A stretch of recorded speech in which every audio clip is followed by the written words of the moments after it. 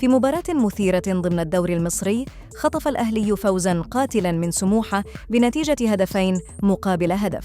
البداية جاءت قوية للأهلي، ركنية من الجهة اليمنى ينفذها أحمد سيد زيزو، ترتقي إلى رأس محمود حسن تريزيجيه الذي يسددها برأسه داخل المرمى معلناً الهدف الأول. لكن سموحة رد سريعاً بتسديدة قوية من خارج منطقة الجزاء عن طريق صموئيل أمادي. فشل مصطفى شوبير في التصدي لها لتسكن الكرة المرمى ويعود التعادل من جديد.